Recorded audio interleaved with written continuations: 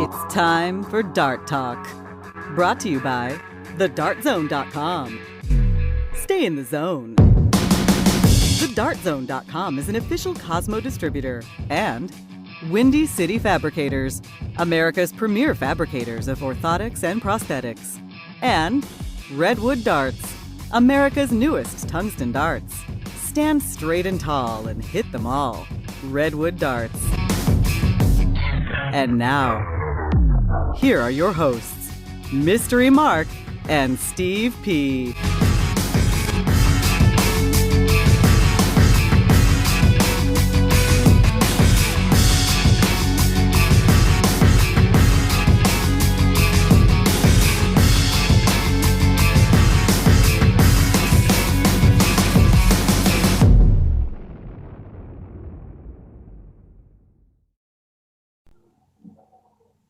Okay, welcome to Dart Talk. Welcome.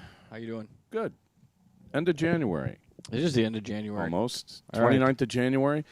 Steve Poncello with Mystery Mark, brought to you by the Dart Zone. Stay in the zone. TheDartZone.com is an official Cosmo distributor. How you doing? I'm hanging in there. How about yourself? I've been better. Yeah.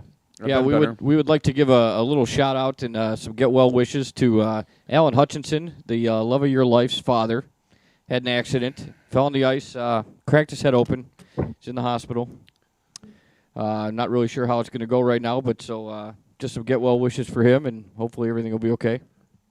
All prayers are appreciated. That's why we started the show with them. It's It's a little touch and go right now, and just a bad accident. He's a fan too. You know, he would come to tournaments and watch Yeah. and stuff. I mean, never, really played, but a fan. Can't really afford to lose many of them. Let's run the disclaimer real quick. The views and opinions expressed by guests on Dart Talk do not necessarily reflect the thoughts or opinions of the hosts, our sponsors, any official Dart sanctioning organization, and post hoc ergo propter hoc, any and all spelunkers, debunkers, raconteurs, roustabouts, technocrats, hepcats, cat ladies, Lady Gaga, the Four Seasons, the Three Stooges, the Academy of Motion Picture Arts and Sciences, hipsters, kibitzers, hellions, the fickle finger of fate, or Tom Waits. Okay. We disclaim any and all Yes. knowledge. We actually have a big show. Yes, we do. We got have a guest. Big show. We have a guest. We have the Mauler, Gary Mawson, talking about, he'll talk about all sorts of stuff, but Vegas. stellar. Yeah. Just absolutely stellar. Throwing a 9-darter in the final against, awesome. You got two PDC guys that show up, steal the show. I mean, 85 pick. I mean, it was like paparazzi in front of Simon Whitlock all weekend. I mean, it was just like, it was awesome. Yeah. And, Wes, hell of a guy, forgets his darts in the taxi on the way to the venue. Oh, boy, did he really. And I'm having breakfast, in the booth next to him, and I'm like, well, hey, I fired my darts yesterday. We'll get to that. Yeah, and you and told hey, me about you that. can use them if you want. He's like, can you try, lift them up? Yeah, they're too heavy. I use 22s. I'm like, okay, well. And then who do we get in the first round? Wes Newton and his buddy. He had, 5 darts on the floor, and here's a guy with character, because he was about as frustrated as a guy could be.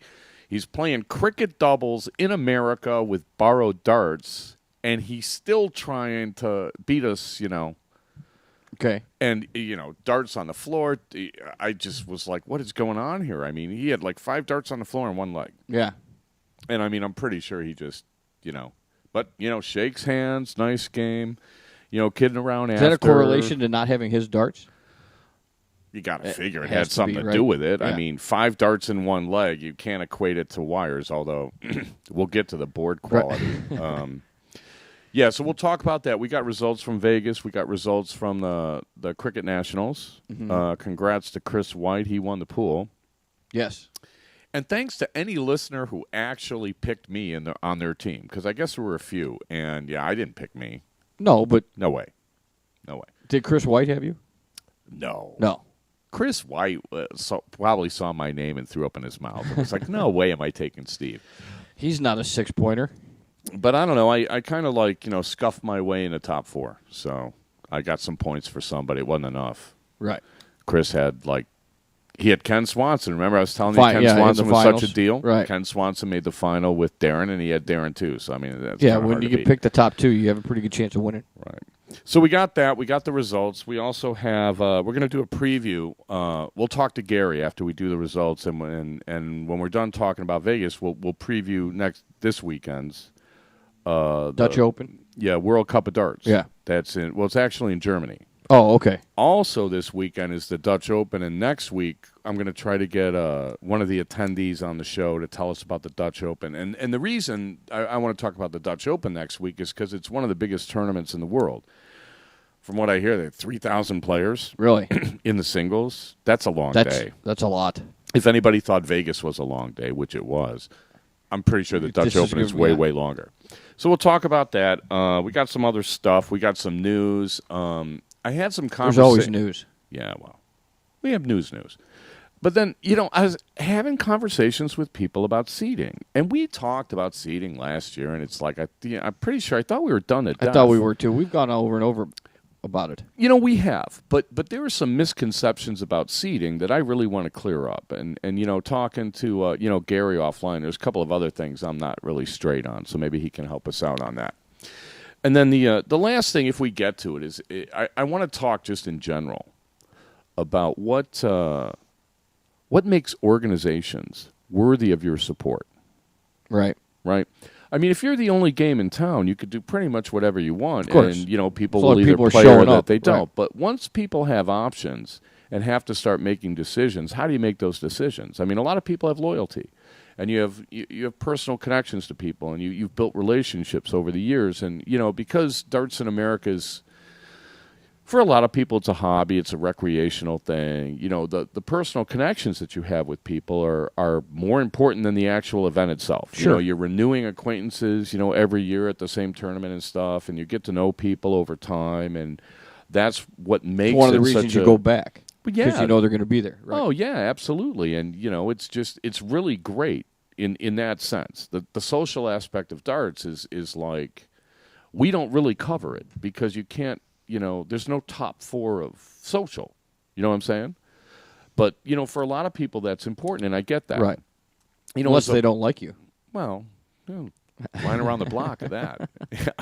And after Vegas, I think it got a little longer. I can think of about 8 people. The list got longer? Yeah, that may consider running for the Steve Haid Club and for the presidency. I don't even remember who the president is anymore.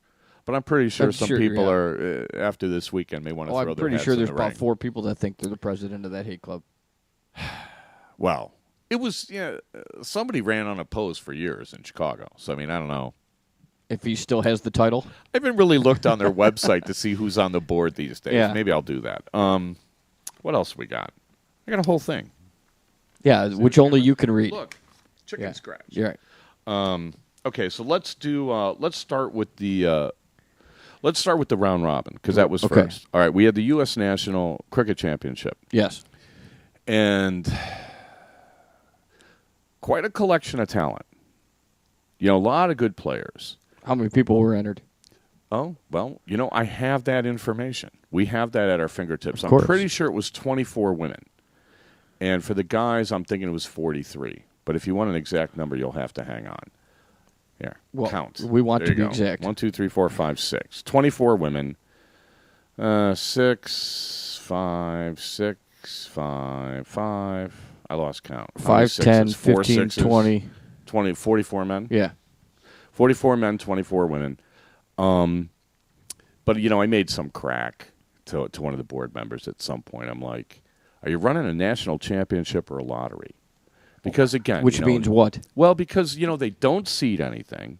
So look at some of these groups. You have one group, and I want to talk about Pat Walker. What a nice guy. A guy from Alaska that I played in the first round of the cricket singles on Sunday. So it's the second to last event of the weekend. Look at the group he's in. And he's in Alaska. Right. You live in Alaska outside of playing local people. Where are you going to play? It's a major effort. It's a major effort to go anywhere and play a tournament.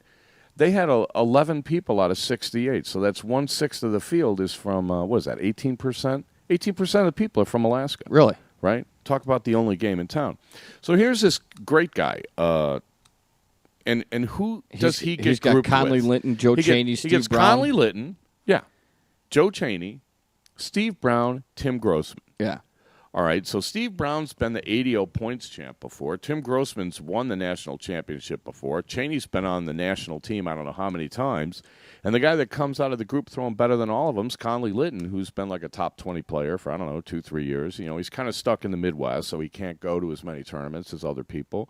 He was runner-up for the, for the World Cup team this year. All right. He's like first alternate, right? And here's a guy flying in from Alaska. And we were talking about it before the tournament. Okay, 44 guys. We should have 4 groups of either 10 or 11. Well, I asked one of the people, I'm like, so we're going to do 4 groups? He's like, no, it would take too long. It's Friday.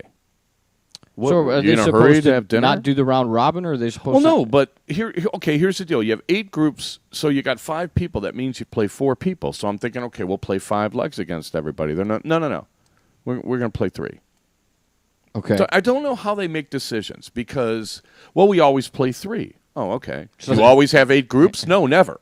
Well, okay, so what's the difference? We always do it this way, so we're going to do it this way, but we never do it this way, so we're going to – there's no logic. There's no apparent logic to anything, and the only explanation I got is, it would take too long. I flew into Vegas to play darts, and what? Now we're on a clock because of this blind draw that doesn't pay anything that a lot of people are going to skip. It's a city that never sleeps.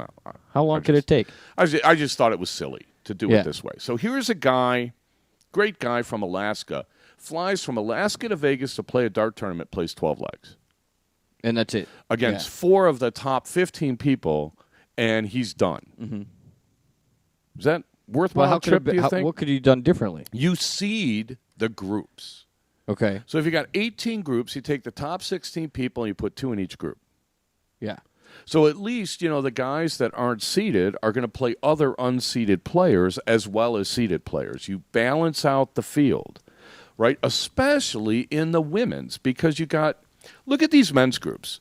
So in the group we're talking about with Pat Walker, Joe Cheney and Steve Brown didn't get through because they were 1 leg behind Tim Grossman and Conley Litton. Then there was another group at that was even worse. It was Mike Elderbroom, Scott Wollaston, Ryan Barnett, Robbie Phillips, Jim Widmeyer, and Charlie Mathis. I don't know Charlie Mathis, but I mean, if we look at the results, I'm pretty sure he didn't do very good at all. Right. And it's the same kind of deal. You're going to fly to Vegas and go into some playing buzzsaw. Phillips, Widmeyer, and Barnett, Wollaston, who all 4 of these guys have been on the national team numerous times, been on the World Cup team numerous times, top 6, top 10 ADO players year in and year out.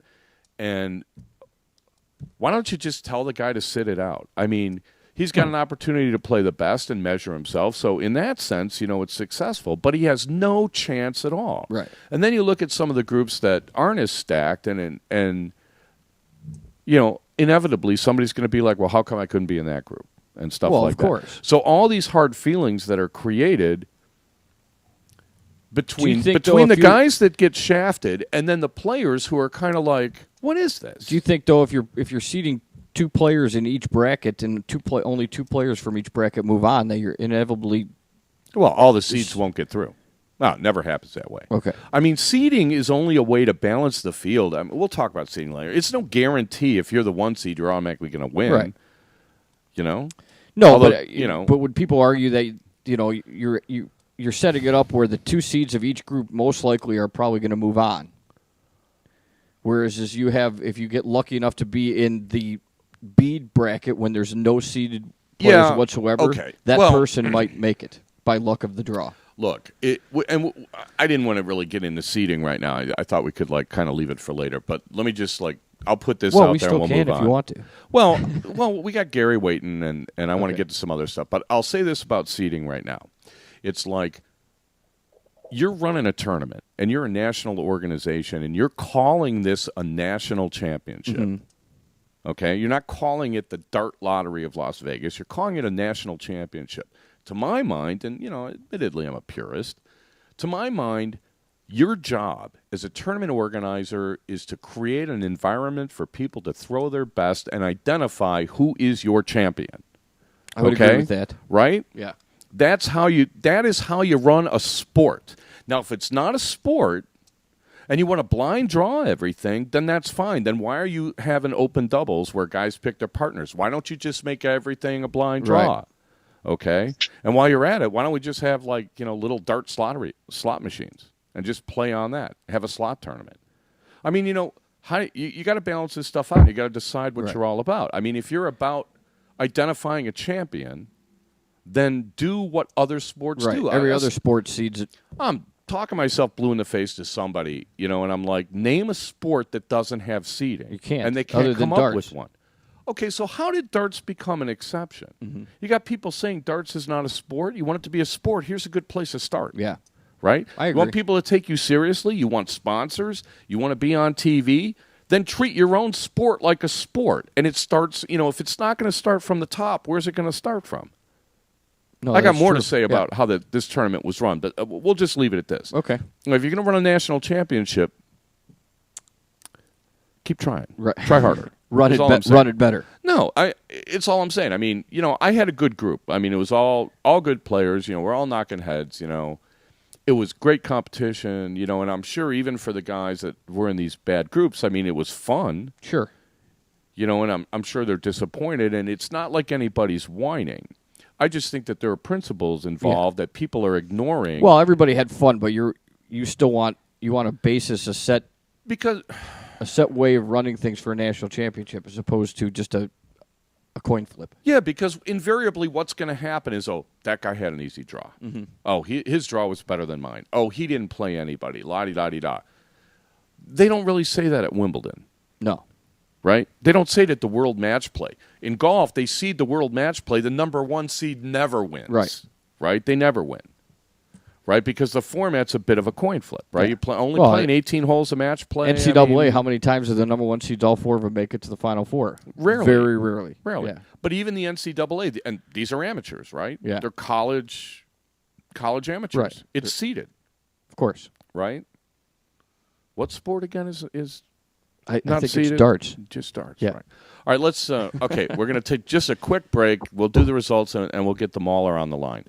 You're listening to Dart Talk with Mark and Steve. We'll be right back.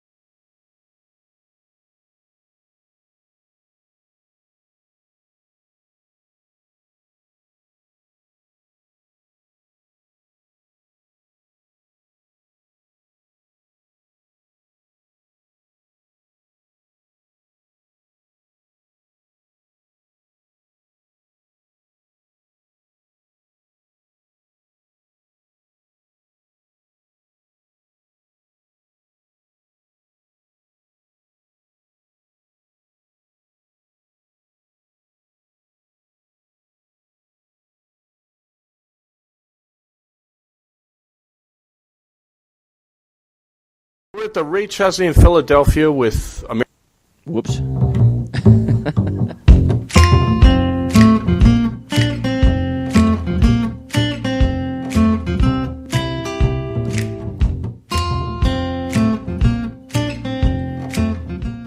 Okay, we're back for the second quarter. Dart Talk brought to you by the Dart Zone. Stay in the zone. The DartZone.com is an official Cosmo distributor. Got a little carried away there. I was very irritated by a lot of things in Vegas. Right.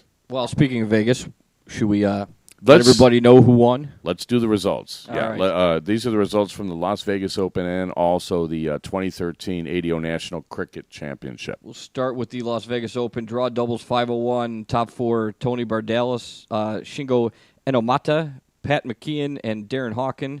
Second place, Nick Rivera, Tom Sawyer, with Danny Delfino and Gordon Dixon winning that. Open doubles cricket, Danny Delfino, Jim Widmeyer, Ray Carver, Chris White. Top four, Darren Young, Simon Whitlock for second, and Larry Butler and Bob Seneve. Yeah, let's. I just want to say I was really impressed. Bob Seneve's coming off of a couple of health issues. Yeah, he hasn't played for a while, right? boy, I got a chance. I was we were already knocked out, so I was warming up for the next event. But I kind of like looked down, to see who was playing, and there's Bob, and I tell you, man, he had the eye of the tiger going. Yeah, there was a man on a mission, and so it was a pretty close match, and I was kind of happy to see them win. I mean, not anything against Darren and Simon. Right. It was just kind of nice to see Bob in such good form after not playing competitive darts and I don't know months. since like September, something like that. So I thought that was pretty cool.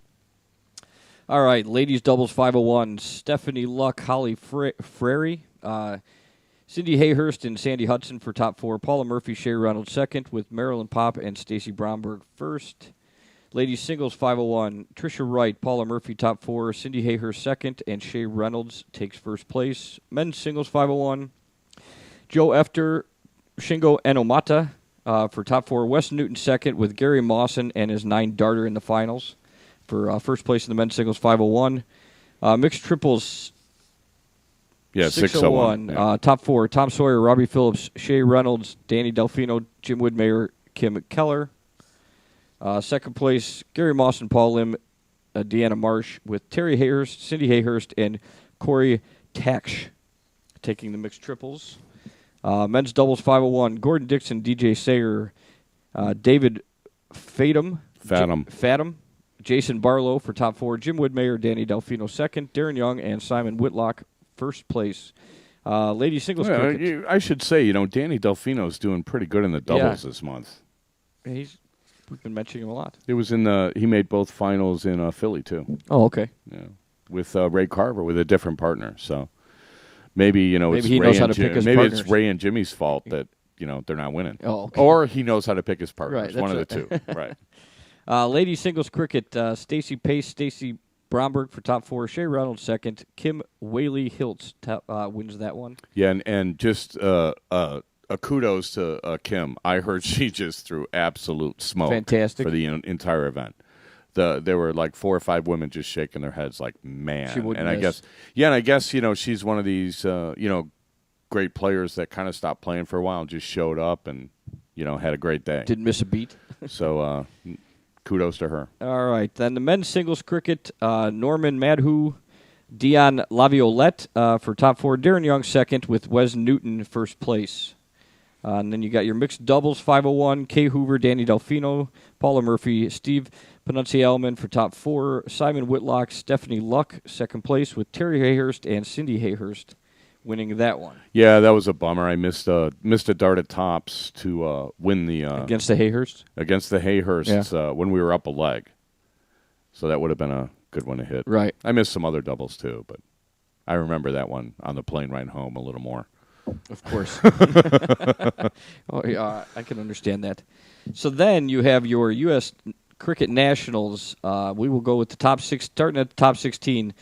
For the men, yeah. For the men, Mike Roundtree, J.D. Newman, Larry Butler, Robert Schatz, John Steinhofer, Shannon Cullen, Jim Woodmayer, and Gordon Dixon.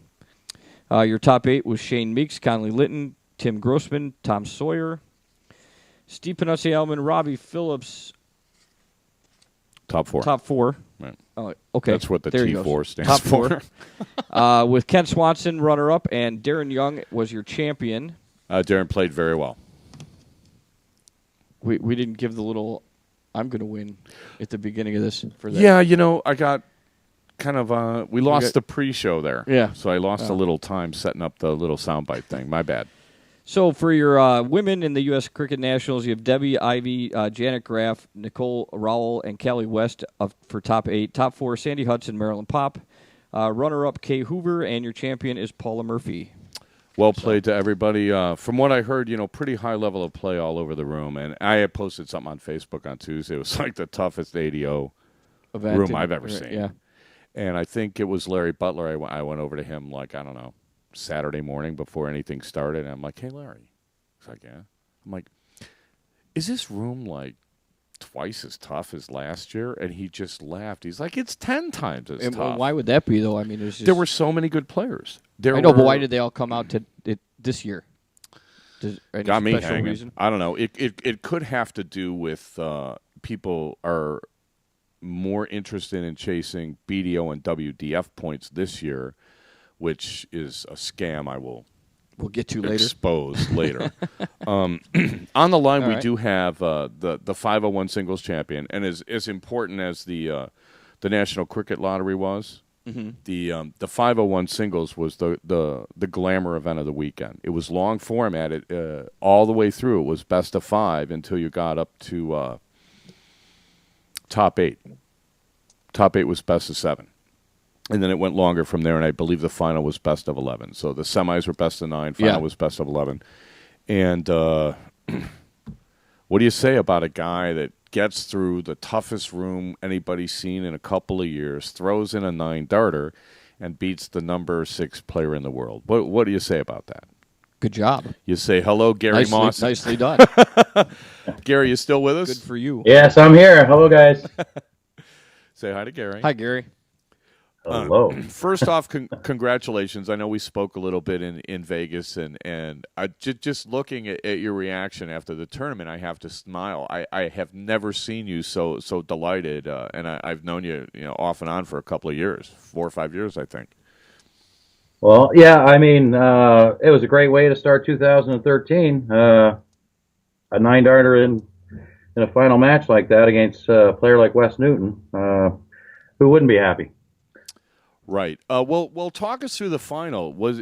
I got the impression, I couldn't see all of it, but I got the impression you got ahead, and then Wes kind of turned on the jets and passed you up, and then you got him in the end. Well, yeah, I came out firing, and I got the lead, and the 9-darter put me ahead 3-2, and Wes doesn't let up at all, and he took the next 2. And I just thought about it. I said, I'm not letting this go. And I just fought back, took the next 2, and took the lead again. He tied it up 5-all. And the last leg, I got the start and threw a nice 12-darter. Didn't give him a chance. That's impressive. 12-darter to win. Sweet. So I heard some comments about some of your other matches. It seemed to me like every aspect of your game was working. You were scoring well. You were finishing well. You had some big outs. Was it pretty much that way all the way through? Did you struggle, in the first couple rounds? I didn't struggle at all. It was just perfect, a perfect day. I mean, I didn't have any problem finishing, didn't have any problem scoring. It was a couple of matches, or a couple of legs, that got away from me, but I never got behind to the point where I was in jeopardy of losing the match. And outside of Wes, what's the match that you remember as being, kind of the closest? Well, Dion LaViolette from Canada, he got to the semis in the cricket as well. That was kind of close. I remember it being 2-all, but I think I ended up winning it 4-2. But and Joe Efter, is it? Yeah, Joe Efter from Boston. Yeah. We had a semifinal match, I think it was, and it went 2-2, I think, and then I pulled away.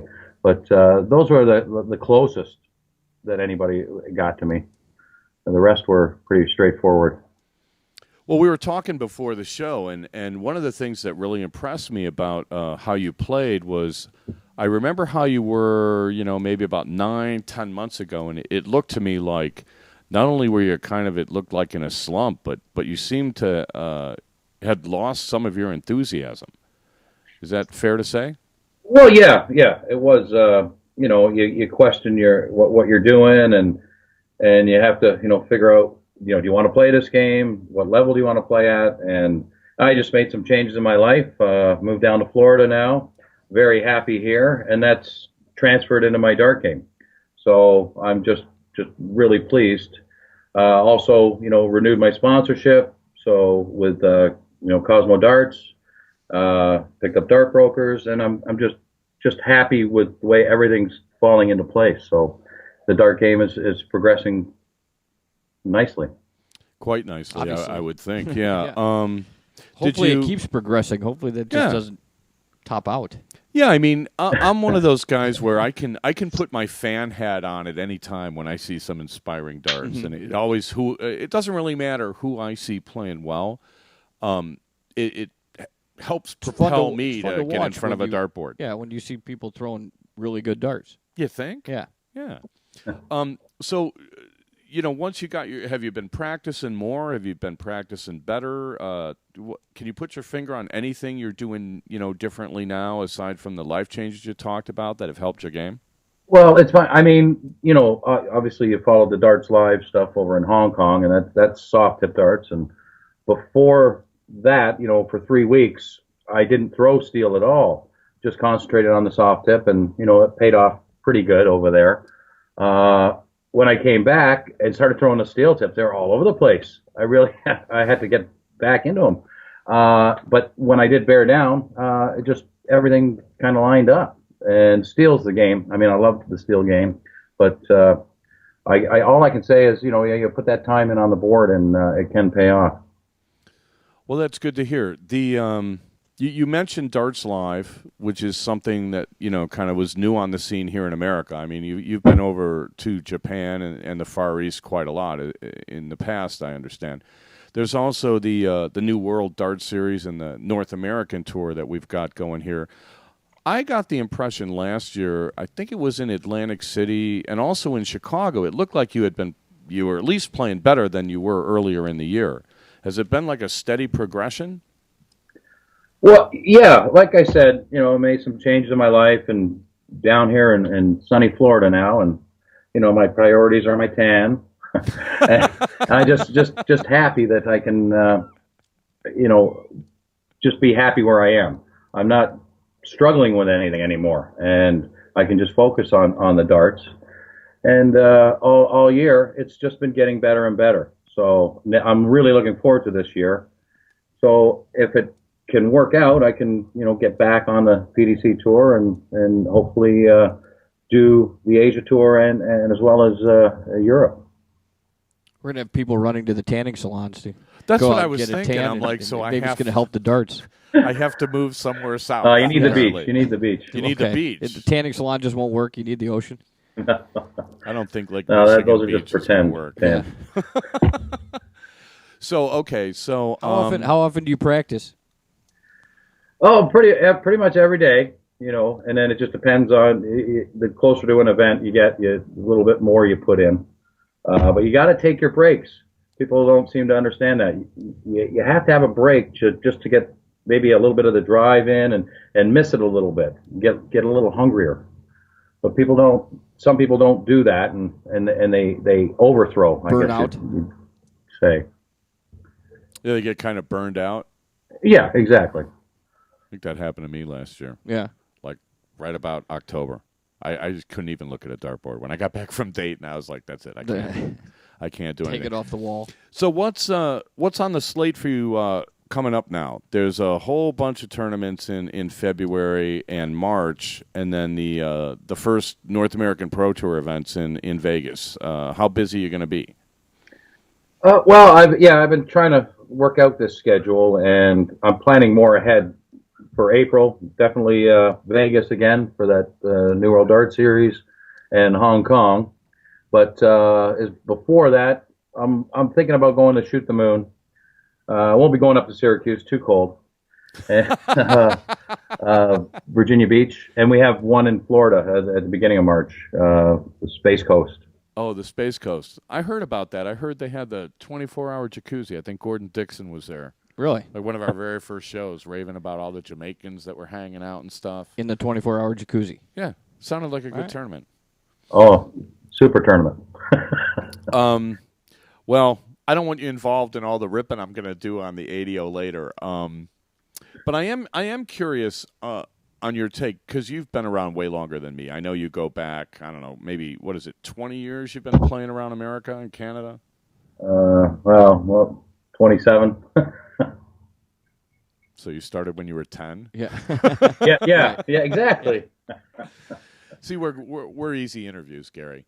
No, I didn't. I didn't start playing darts till I was 22. So there, that gives the answer right there. You just Wow, you aged yourself. You're a lot closer to me than I thought.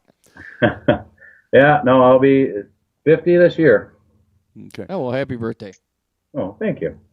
So aside from taking breaks and keeping yourself mentally fresh, we do have listeners on the show that are always looking for tips on ways to improve their game, and our listeners run the gamut from tournament players to a beginner is looking to improve. If you could give one piece of advice to, say, like a recreational player, a piece of advice that would help them improve, aside from just, something specific, not just practice, but could you tug their coats a little bit? Yeah, I mean, you have to love the game. I mean, I love this game of darts. I mean, I gave up a lot of sports for darts, golf, hockey. Coming from Canada, and if you can't let the game beat you, you're going to miss, and you're going to hit. But you have to focus on the positive, and also the other aspects of the game. The teams, the camaraderie, the leagues. Just to enjoy every minute of it, because there are a lot of people out there that can't even throw darts. That's the way I always looked at it. I mean, if I lost both my arms, I'd be lost. And you've seen guys that have actually lost an arm and come back and made their international teams with their other hand. And all I can say is just enjoy every moment of darts that you can. Don't beat yourself up about missing, because it's going to happen. Good advice. I think that's great advice. Yep. Well, thanks, Gary. Hopefully we can get you on the show, in a couple of months and hear about your latest victorious exploits. That sounds great. All right. Well, thanks for coming on. We're going to go to a break. You're listening to Dart Talk with Mark and Steve, and we'll be right back. Thanks, Gary. Thank you.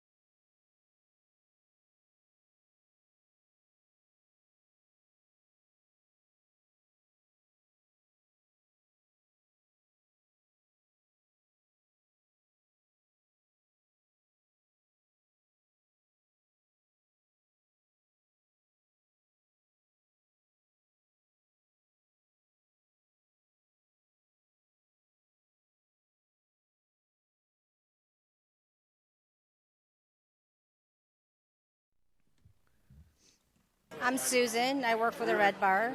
I grew up here in Chicago, and I'm listening to Dart Talk. Okay, and we're back for the second half, brought to you by the Dart Zone. Stay in the zone. TheDartZone.com is an official Cosmo distributor. Also, thanks Redwood Darts and Windy City Fabricators. I had the prototypes. I'll tell you this story real quick. And somebody By the way, you forgot your buffer there. I know. Isn't that terrible? Just saying. Somebody identified the song, too, and he's like... Did they really? Oh, yeah, and I was like, oh, yeah, that's where it's from. No. So get this. I'm in the round robin Friday. Yeah. And I get a bye in the first round. So everybody's playing, and I'm just like kind of off by myself. And then I play Shane Meeks, who just, I can't say I played good. I didn't play that bad, but he beat me 3 straight. And after about halfway through the second leg, it was just, bye-bye, see ya. Nice meeting you. Yeah. He just wiped me out. And then in the next round, I played Lore Thau. Got killed the first leg, just squeezed out the second leg, and got smoked the third leg. And I'm like, oh, I'm out of it. We're done. So you fired your darts. Fired my darts. Right. Fired the James Wades that I've been playing with for, is it 2 years, I think? Approximately, yeah. Said I've had it. I'm going to take the prototypes, and because they're not done, the knurling isn't complete. The Redwood dart prototypes. The first Redwood dart prototypes got delivered to me Friday as I was warming up with, I think, Shannon Cullen or something. And hour and a half I couldn't miss. I was like, wow, this is awesome. Played good and somehow scraped through the round robin, even though I lost, early. I finished strong. I think I won like 6 straight legs or something. Got through the round of 16, got through the round of 8, and was playing pretty solid, and then, lost to Darren. And I was like, wow, this is awesome. So I used those darts all weekend. And I'm stoked how much now. is it the darts, or is it how much did it just cleared your head a little bit and made you relax and just maybe not think of something? I will plug the Redwood dart design that I'm using now because it's unique insofar as it has different dimensions than any other dart on the market. And they're subtle, but I think they make a huge difference. And again, when your margin of error is the width of a wire, right. Everything needs to be just so. And like, Jerry Umberg was talking about last week, you need the right equipment. Yes. I've got great, I use the best shafts and flights you can get anywhere. And now I think I've got the darts to match. So I'm really excited. And I've got a couple of weeks because I don't have to play again until Shoot the Moon. So all right. now we got the Mauler waiting for us there. So we're going to have to, be on our toes. Step it up a little. Yeah, right. Step it up a little. Unless there's like an ice storm between here and Florida. Or maybe it'll get really, really sunny. And it'll be like, what? I think I'd rather like be the on the beach. beach. Yeah. Yeah. So anyway, we're gonna we wanted to preview the PDC World Cup of Darts, and I forgot to ask Gary about it, but we talked about it before the show. A little bit, yeah. Did a little handicapping. The format is so different than what they normally play on the PDC because it's the only doubles that they ever play. So we'll run the seeds down for everybody that doesn't know. There's 8 seeded teams. There's 8 groups of 3. So there's 24 teams, 2-man teams representing 24 different countries. The Philippine team looked like it was going to be pretty strong. They pulled out and got replaced by Italy. So the 1 seed is Phil and Adrian Lewis. The Dutch are second, Van Gerwen and Raymond van Barneveld. The Australians are the 3rd seeds. They made the final last year and lost to England. That's Whitlock and Nicholson. Nicholson. It's the same team as last time. Scotland's the 4 seed with Gary Anderson and Robert Thornton. They played together last year. And I have a feeling these Europeans, the ones that played together last year especially, are going to be a little more familiar with what the deal is. So I think you may see a higher level of play for them.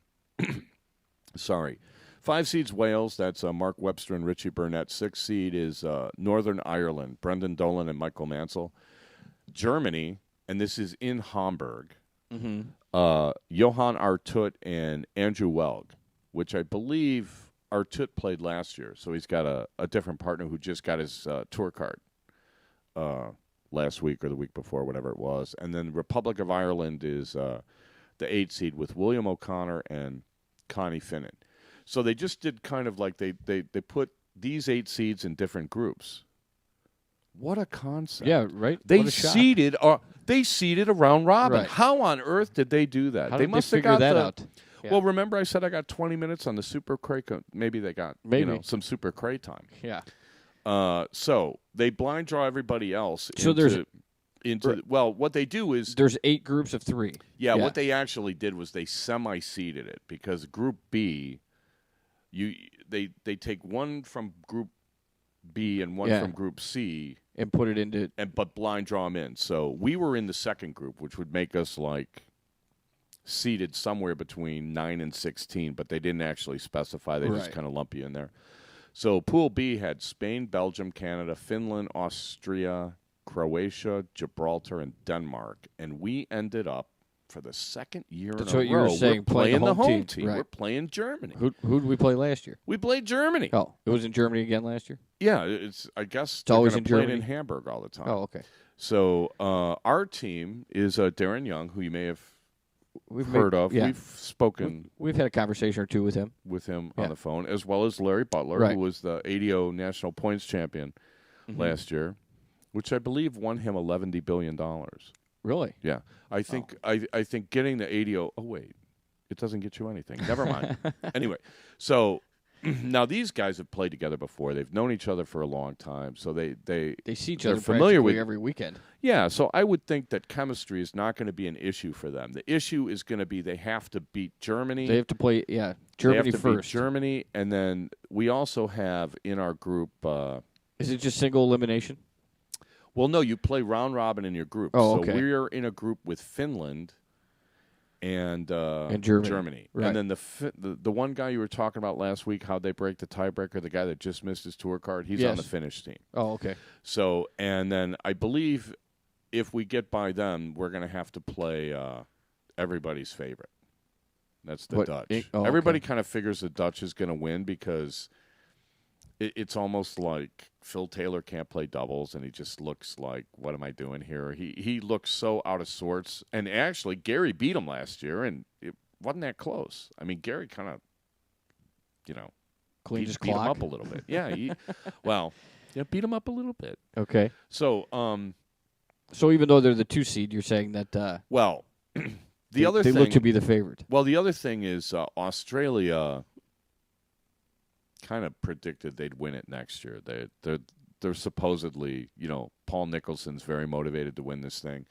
They predicted they'd win it next year? Well, last year they lost the final, and it was kind of close. And there wasn't any shenanigans on the handshake. It was just like they really wanted to win. Mm-hmm. They wanted to win bad, and I don't think you can underestimate. I was asking Gary, kind of like, do these guys have any chance at all? And he's like, well, yeah, it's darts. You always have a chance. And if you don't think you have a chance, then you don't. Right? So I thought that was a good point he made that we didn't get on tape. But, yeah, I don't know. Some of there's and then we agreed that there was one group that was going to be very tough, and I think it was the Irish, the Belgians, and the Hungarians. That whole Group H? Yeah, that Group H where Northern Ireland's got good players, and also Belgium has Kim Hubricks and his brother, which he just got his tour card, and I'm like thinking, brothers? That ought to be interesting. Absolutely. Brothers teams, you don't see that too often. So I don't know. I think it's going to be interesting. I think it's interesting to watch, and I think Americans. What do they do after you get out of the group?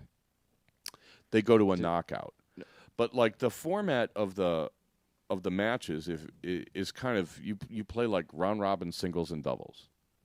All right. Well, you can't play round robin doubles, yeah. But you know what I mean. So you play round robin singles and one doubles, and it's like 1 point, and then they have tiebreakers because So you're going to play 2 matches. They're going to Larry and Darren will play a match against Germany, and a match against Finland. Yeah, but only one team's getting out of that group. So if you struggle against Finland and then the Germans, beat them, shut them out, then you have no choice. So it's kind of it's kind of weird. I mean, you could conceivably beat Germany and lose. Their point system is a little strange. You guys can go to the PDC homepage and look up the format. I'm not going to read through the whole thing, but I just want everybody to know that it is this weekend, and you should be cheering on Darren and Larry. And they actually, NBC was running it, last year. Oh, really? Yeah, after the fact. And it's just great to see, You walk into the local bar, and there's Darren. It was on NBC Sports. What's now NBC Yeah. Sports was Versus before. Right. I don't, it's had 5 name changes. But so everybody should be looking for that. There'll be links online, I'm sure. If you message me at Dart Talk, and I might be able to help you out if you can't find it online. I'll just leave it at that. What else we got? The Dutch Open. We're gonna have. We're gonna try to get Terry Hayhurst. He's on his way to play in Holland. This big steel tournament. Okay. So we'll try to get him on the show next week and report about the Dutch Open. Jimmy Widmer is going too. Yeah. So I don't know if I'll be able to get a hold of him before the show, which is why I want to move the show to Wednesdays. So we'll talk about that offline.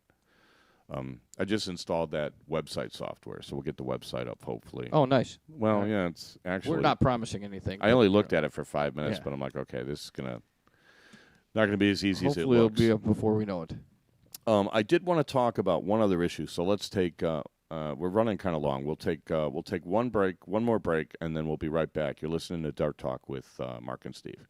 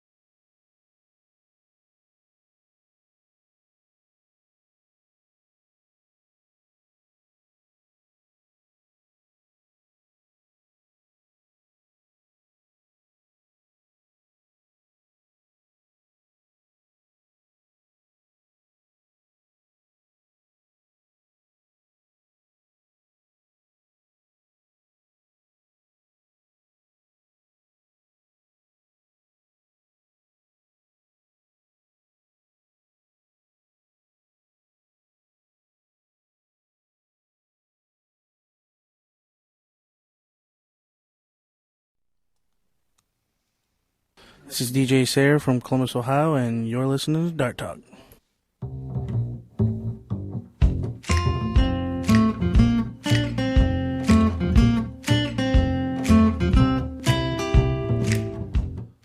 Okay, we are back for the fourth quarter, brought to you by the Dart Zone. Stay in the zone. TheDartZone.com is an official Cosmo distributor. Also, Redwood Darts and Windy City Fabricators, we thank you. Much better that time.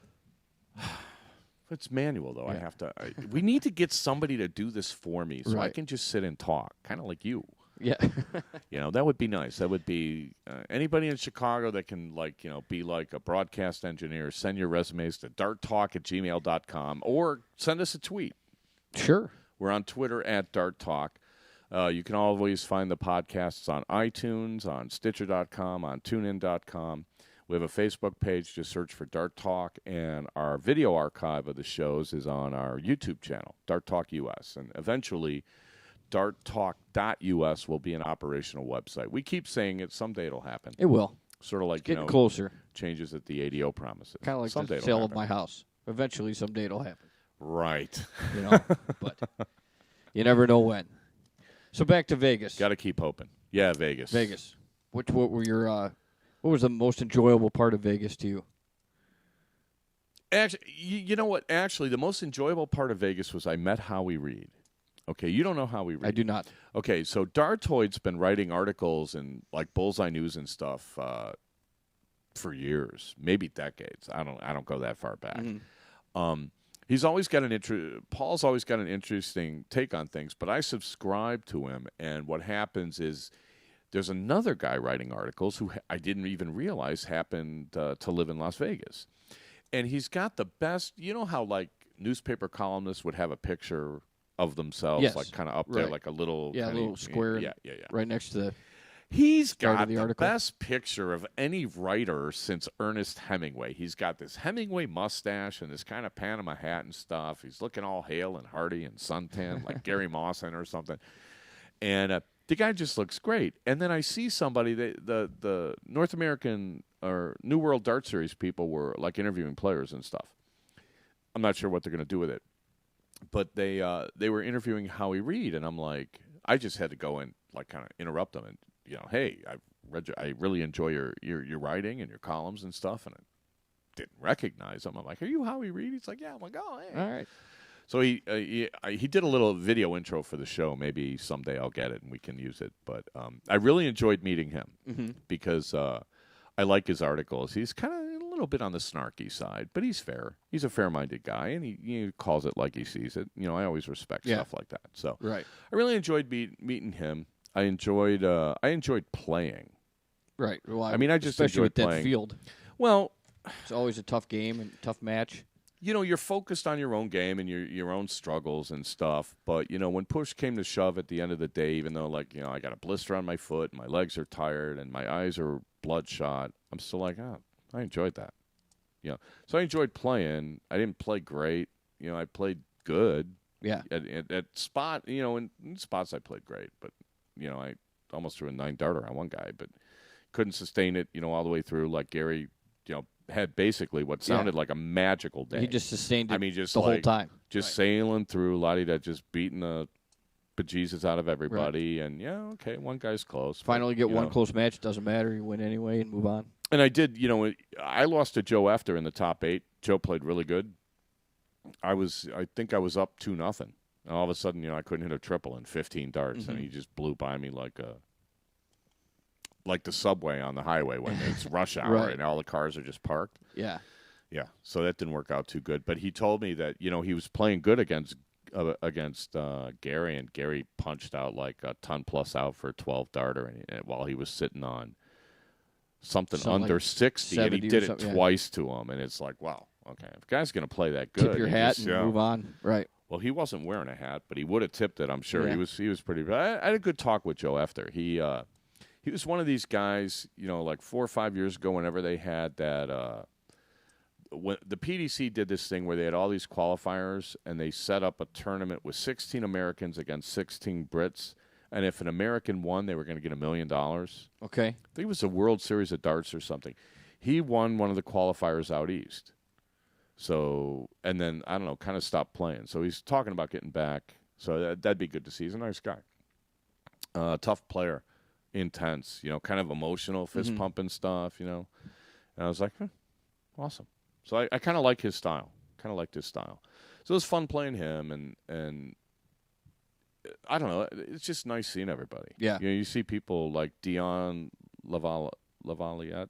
I've only met a couple of times. Laviolette. Yeah, he's a real nice guy. You know, so I got to talk to Wes Newton. I wanted to talk to Simon a little bit, but you know, just everybody's playing, and then you're playing, and then they're not, but you are, and then you're not, but they are, and never. Was there anything you didn't like about the tournament? How much time do we got? Not much. Can you put it in a nutshell? Yeah, I think there's always going to be something. Well, it can't be. Nothing's perfect. Yeah, I mean, I don't generally complain about little glitches here and there because stuff happens. I complain about like big picture principles that I feel get violated, right? Like when you're paying out less than 50% of the entry fees to the players, I have a problem with that. Okay, sure. I've always taken the opinion like, look, you saw the flyer. This is what you signed up for, and so you can't really complain about the payout. So I don't really complain about the payout. You know, they paid me what they said they were going to pay me. You knew you were getting involved in. But I've also seen tournaments where when they get more players, they up the payout.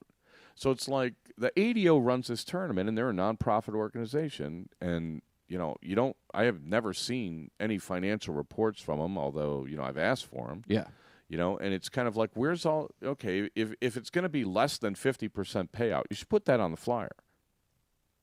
Maybe you wouldn't get that many people. So it's not That's on the probably flyer. why they don't put it on there. Well, but okay, what I don't understand what their thinking is on so many things. I don't even know where to begin. But if it's going to be less than a 50% payout, I'm pretty sure you're not going to get as many people next year. So many people were complaining about the payouts, and it's like, okay, well, if it's a fundraiser, call the tournament a fundraiser. If you're hurting for money, or if you're going to say, well, next year we're going to up the payouts, say it as soon as possible because people are already fed up. Right. If the tournament flyer is a repeat of this year, I guarantee you they're going to have less people. They're already going to have less people playing in the cricket regionals because everybody was unhappy with the way it was run. Right. And again, it's like, did they ask the players? No, but why do they do it this way? Well, I don't know. Again, I don't see any logic to their decisions. Right? We always do it this way. We never do it this way. It doesn't make any sense to me. Well, we don't have time to do that. You don't have time? All these players flew here to play darts. I'm pretty sure they have time. The only event on Friday was cricket, and then there's a blind draw later. Right. So what do you not have time for? You got a lunch break scheduled that, they never That they have to make? I mean, the list is endless. I mean, they only had 48 boards, and they had 300. I want to say close to 350 players on Saturday. How do you get them to change, though? How do you get over a 50% payout? I mean, well, without, how do you get get anything to change without getting them to release their financial records? Eventually, it comes down to like nobody going. Yeah, I mean, look at like. There's nothing formal, right? I mean, it's like, and I wanted to talk about, why do you support the organizations you support? What is it that they do that you like? Right. What is it they do that you don't like? You look at the Chicago League that's lost support year after year after year after year, and I could give you a laundry list of all the things they do wrong. Right. I've told board members, don't do this, don't do this. They do it anyway. Plenty of people have told them not to do it. The participation shrinks, and they say it's the economy. Yeah. As if nothing they do. They didn't listen to anybody. Aren't you supposed to listen to your members? Well, here's the thing that I talked about the ADO last year. I mean, it's like there's no communication.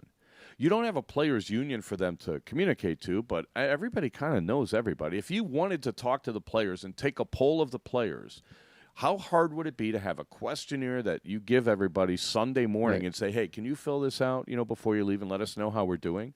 That's customer service. Here's the deal. If they want to be that's a for-profit tournament, right? Which makes them a for-profit business, which makes me a customer. True. Right? So then their job is to make me happy. I'm pretty sure I'm not sure that they would agree that that's their job. I wouldn't as think tournament so. organizers Right. No, is to make the players happy. No. So what is their job?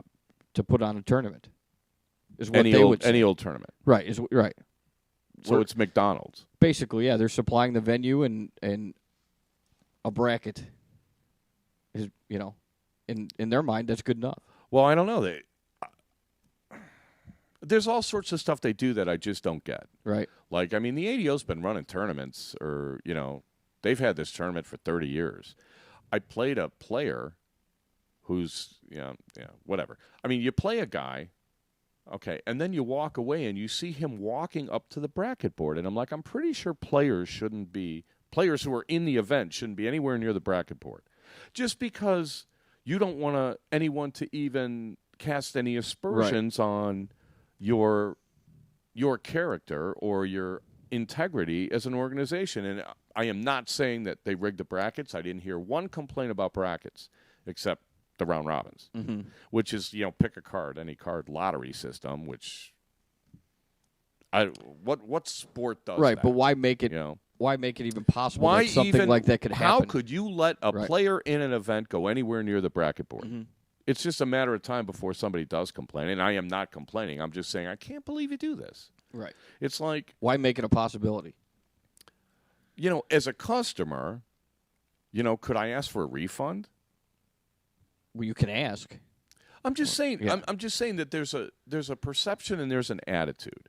Okay, it's like you're a national organization. If you're for profit, okay, then be for profit, and then people make choices as consumers. If you're not for profit and you're running a charity, then you should say so. But to do anything you want to do and not explain anything to anybody and then just expect everything to be fine, I think is ludicrous.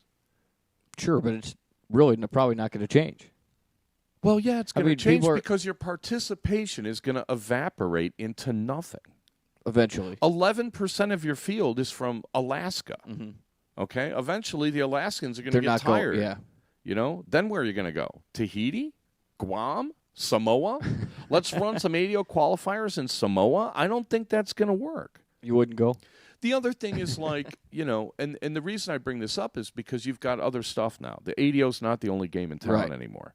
Right? Now you've got like the North American Championship Tour, which, by the way, has a bunch of qualifying events this weekend. Hometown events. So can we run those down real quick? We could. Because they're all over the place. There's like, how many did we say? 7 or 8? All right, Gilbert, Arizona. These are all on Saturday. Gilbert, Arizona at Jester's Billiards, there's one. Are these all Lubbock, at noon? Texas? Oh, no, that's 10 a.m. Yeah, they're all 10. Well, a couple. Yeah, Lubbock, Texas at the Fraternal Order of Eagles at 10 a.m. Metairie or Metairie? Metairie, Louisiana. Yeah. 10 a.m. Third Saturday. Base Sports Bar. There's a, and these are all great shoots. These are all, you know, round robin and then knockout after. So these are all like a good day of darts, and you get your entry fee for Vegas and your airfare or whatever it is, however they're doing it. Flint, Michigan's got one at noon. Plainfield, Illinois. At the Good new, old Plainfield. That's at noon. Dart brokers. And Philadelphia, Pennsylvania's got one. What is that? 1, 2, 3, 4, 5. That's six qualifiers. Mm-hmm. And that's just Saturday. And that's just this They got Saturday. more later. And they've already got how many people qualified? Yeah. And then that's already more people than the ADO had in their cricket nationals. So I mean, you tell me which way the wind is blowing. Right. As far as, and I'm not talking about pro players. I'm talking about, you know, getting value for, you know, and, you know, getting a harp on this again, you know. What's a tournament organizer's responsibility is to provide the best tournament experience they can and give you the conditions to play your best darts. Correct. Now, my contention is the ADO isn't even bothering with that. With either one of them. They had, the boards were substandard. I won't say who, but halfway through the first leg was just like, I can't believe I am in front of a dartboard of this quality. The guy was literally steam coming out of his ears. Yeah. I'm not going to say who it was, but and I was just like, yeah. Another time, you know, wires were literally getting pulled out of the board, and they're selling these boards for $30. And Yeah, I'm like, after the tournament's I don't over. know how stupid you think these players are that they're going to buy one of these boards. Right. They had Staples. Like, are you kidding me? So, and I know, you know, this is part of the expense, but if you're going to pay 48% out on your singles, maybe you should get some good boards. Yeah. I'm just saying. I agree. So, I lost my train of thought. I'm so furious with the way this tournament was run. They're not providing the best. And they didn't have enough dartboards event to begin possible. with. I mean, the first time I went to this tournament, they had, you know, in the room, they had a horseshoe of boards, and then down the middle, they had boards that were back-to-back, and they had like 60 or 70 boards. This time, they only had 48 boards, right? With a bigger field. Yeah. Right. Well, I mean, I don't know how you can, if you're not taking advanced registration, you have no idea what the field's going to be. Well, that's maybe why they didn't have any time. Maybe they anticipated nobody would come, Right. and they were shocked that so many people did. And again, you know, part of it may be the news that the Lakeside is going to give somebody in North America a spot in their field, which we were talking about, you know, how messed up they are and all that stuff. And so magically now we're getting a spot. Oh, really? Is that how it works? So, you know, yeah, read the did I lose the press release? I don't know. Because it didn't make any sense to me at all. So it looked, well, okay. You want to read this, and then I'll rip it as you read? Can you read that? Yeah. All right, so this is what the BDO's released on their big announcement. The 2014 Lakeside World Professional Darts Championship will be played from Saturday, January 4th to Sunday, January 12th, 2014, and will be bigger and better than ever. The largest ever field of 40 men, 16 women will be competing for the most prestigious title titles in world darts. Yeah, I don't know what world they're talking Right. about when they say it's most prestigious. And this is a problem I have with this organization is that if they're deluding themselves, I don't know how truthful they can be with anybody else. But we'll skip that. We'll just say that that's hype, and we'll let that Sure. go. Okay. The first three World Professional Championships from 78 to 1980 were contested by just 16 men. From 81 to 2013, the field was 32 men. So what? So basically, yeah. we're not going to lose any of our spots, but we'll add a few play-ins So they for you doubled it. people just so, like, you get off our backs or something? Is that the attitude I'm getting there? Sounds like it. What do I care what they did in 1981? Right. It doesn't Does matter. anybody care what I was doing Right. in 1981? Who No. won the 1981 World Series? Nobody remembers and nobody cares. Oh, I almost had it, too. Did you really? Yeah. I know. I think Oh, that's a Kansas City. bummer. Kansas 81? City Was won it in Kansas 80. City? No, they won it in 1980, I believe. So I couldn't think of who did it in 80. Yeah, I don't real know. quick, but, Maybe it was the Phillies. and I believe the Brewers won it in 82. But anyway, Okay. Oh, here's a quote from BDO tournament director Wayne Williams. This is a significant, exciting, and progressive step forward. See, we're being progressive by letting some of you people play into our little club. Now, who's going to be able to play in is this is what I'm curious about. But okay, I have a feeling it's like they're going to look and see who's qualified and run down the list and just DQ people until they find somebody they like. Yeah. That won't be a threat, and then they'll let that guy go or that well, woman go. if somebody qualifies for it, but if they violated the 180 rule, would they then not be able to play? I assume. But who knows what the 180 rule really means? Who knows what any of the rules really mean? They're making it up as they go along. I will say this, though. For American women, or for North American women, because the PDC doesn't have a women's championship, the women should be all over this. Mm-hmm. Right. All over this. Because this is the only women's world championship. Okay. Well, that makes sense. Until the PDC does something for women, the BDO is the only one that does it. Right. So 16 women. And how many spots are open for women? Well, there's 16 now. Right? Is that what it says? I lost it. It's being increased to 16 Right, women. from How many 8. women did they have last time? 8. So they're doubling the field of women, and they're adding 25% to the men. Right. Well, they only had 8 anyway. How long does it take for 4 matches? No, it shouldn't take very long. Yeah, well. Needless to say, we are delighted to be providing even more valuable opportunities for our players. Our players. Yes. See, here's another problem with the BDO. See, I'm a player. I'm my own player. I'm not your player. I'm me. I'm a free agent. What is this our players and those guys? See, this is what I was talking about last week. These people are like discrimination from the word go. Mm-hmm. Our players. What is that? They own you. What is honestly? You think right. Tiger Woods considers himself that he belongs to the PGA PGA Tour? PGA is not, he made the PGA right. Tour. See, this is what I'm talking about. It's the BDO first, and we'll fill in the names. You guys don't really matter. We matter. I can't stand that attitude. I don't know where that comes from, where the players have no control of their own sport, and it's right there. Let's keep going. See how aggravated I can get with these guys. The additional 8 men for the 2014 World Pro will earn their places from competition within the worldwide regions of the WDF: Australia, New Zealand, Canada, Eastern Europe, Western Europe, Asia, Baltic, and Scandinavia, and the USA. So Canada has a separate deal. All have regional ranking tables which are accessible on the BDO website from the tables drop-down menu. Oh, isn't that nice? Yeah. So I checked their things. Did you? And I don't see any I don't understand it. They have results from Colorado last year. I don't know when they're setting the clock. Is it from last year's Colorado to this year's Colorado? Because this is a matter of changing the rules in midstream. Because if they had announced it, maybe more people would have gone to Colorado, right? So they just announced this, and there's a WDF in 2 weeks in California. Should I go? Oh, sure. Oh, well, why don't I drop everything I'm doing And go because chase so I some can points. be one of their players? Yeah, right. This is garbage in my mind.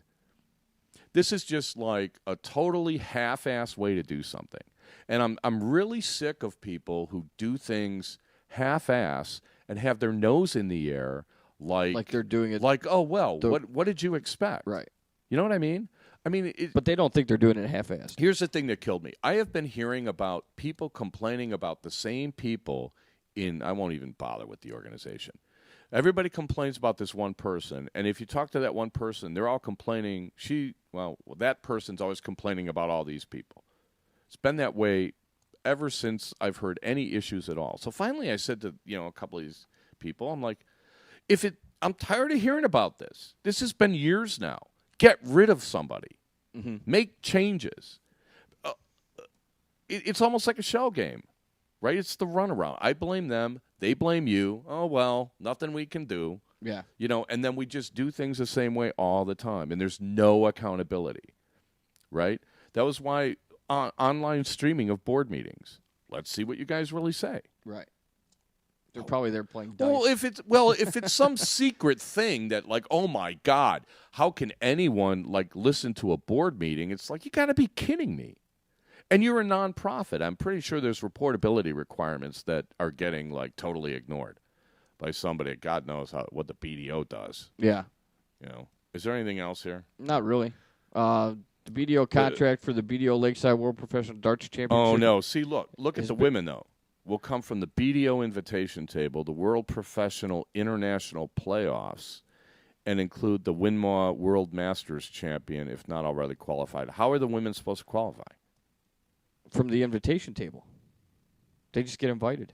What's the World Professional International Playoffs?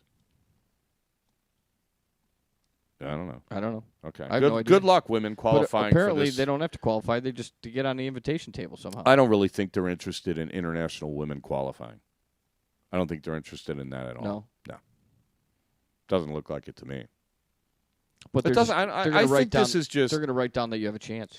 This is. I don't think this is. I don't think this is anything to be all that happy about.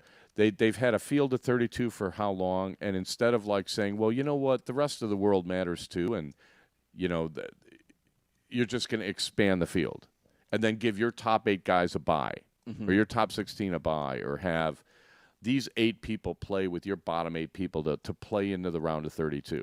So it's not like they're going to have the ADO would take these 40 people and blind draw to see who would. No, they're going to actually seed it. Yeah. So maybe the ADO should send an email to the BDO and say, how exactly do you seed things? We need to know.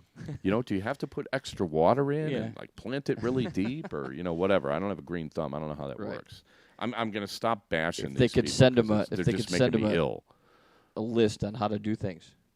Again, it's just I don't understand how. I just don't understand what the thinking is. Nobody wanted to go on the record with me either in Vegas. Well, that's kind of understandable. Why? I don't know. If you have indefensible position, if you have indefensible positions, why don't you change your positions? Yeah. Since you can't defend them anyway, maybe there's a reason they're not defensible. Maybe what you're doing isn't a good idea. How about that? I agree with that. How about maybe change things? Well, that's also the point, though. No, why will nobody go on the record with you, though? Because the whole point is to get enough people to want to change Everyone's things. Everyone's afraid to argue with me because, and a couple of people have said this. They're like, well, I think you're wrong, but I can't really explain it. I can't put it into words why you're wrong, but you're wrong. Like this seating thing. Okay, well, we're going to wrap this up, but I want to talk about this one seating conversation I had, right? Mm-hmm. Where the guy's like, well, what would happen is if you seeded singles, then I'd be more likely to play Darren Young in the first round. And I'm like, no, you wouldn't. He's like, well, yes, I would. I'm like, okay, well, mathematically, that's not true. If you have 100 players, right, and you're not a seeded player, your odds of getting a seeded player are the same. 16% out of, say there's 101 players. So we do the math easy.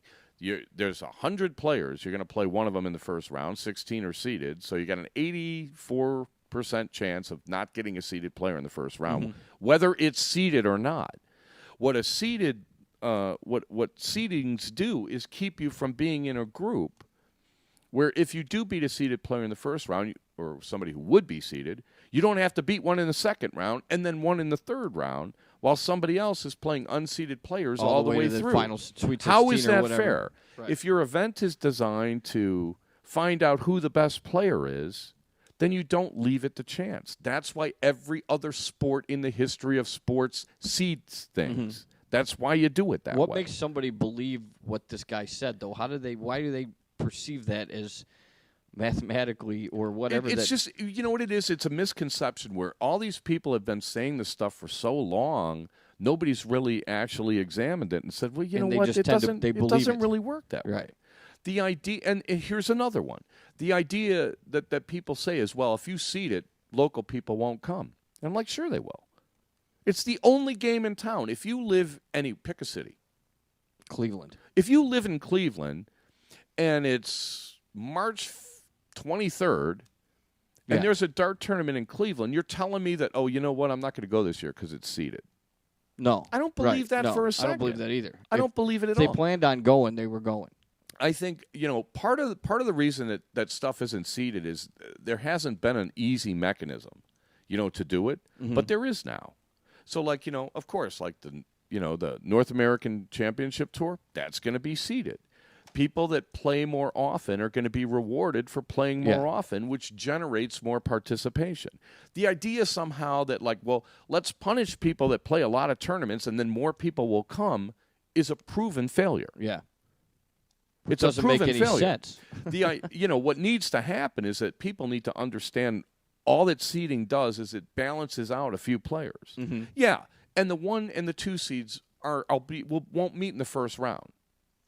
Half the people lose in the first round anyway. Correct. So if you're thinking of going to a dart tournament and you're like, well, I'm not gonna go if it's seeded because I might play Darren Young in the first round. You might play him anyway. Right. And if your idea of a dart tournament is that all the pros knock each other out and then you play Helen Keller until the final, maybe you should find, a fishing hole and go fishing for the weekend because you don't really want to play darts.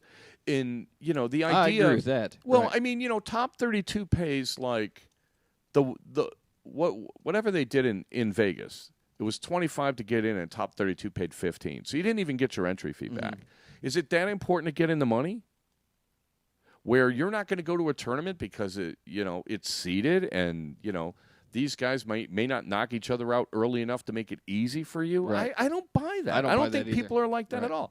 I've seen plenty of amateurs that are like they get geeked up to play a name, right?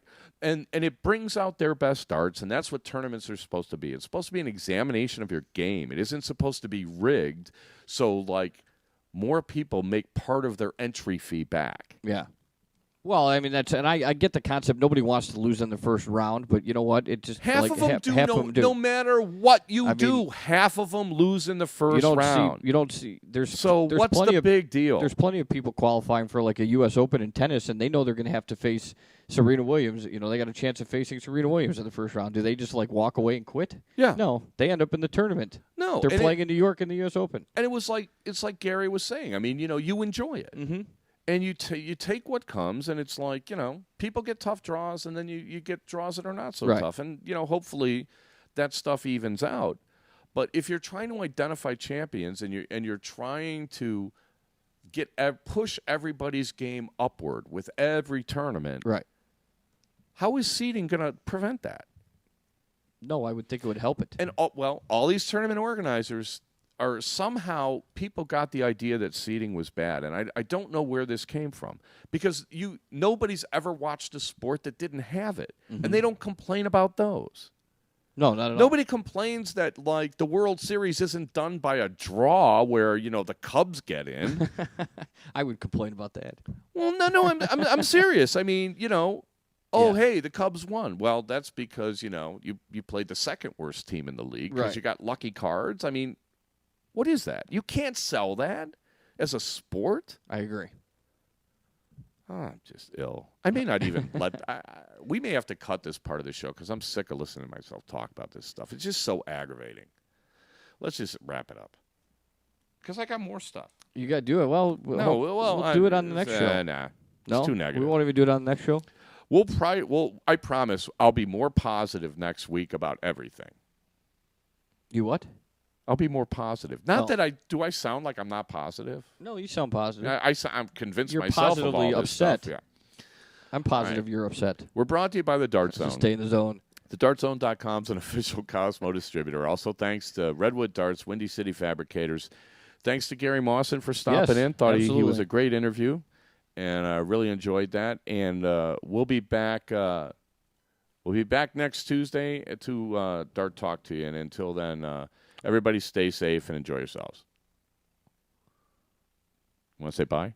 Other than, one more get well wishes to Alan Hutchinson. Right. Hopefully we'll have much better mood next week. All right, everybody. Take care.